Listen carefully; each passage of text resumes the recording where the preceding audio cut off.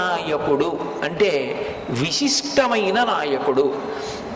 విఘ్నేశ్వరుడికి ఒక్క నమస్కారం పెడితే ఆయన ముందు నడుస్తాడు.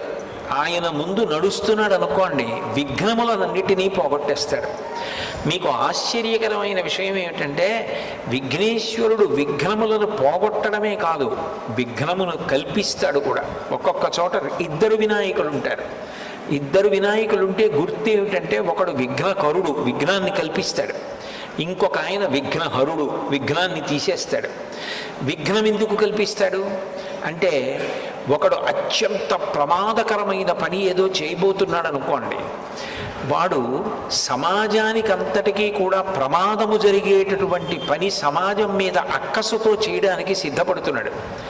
వాడు చేద్దామనుకున్న పని జరగకుండా విఘ్నేశ్వరుడు అడ్డొచ్చి సమాజాన్ని కాపాడతాడు. అప్పుడు ఆయన విఘ్నకరుడు. అంటే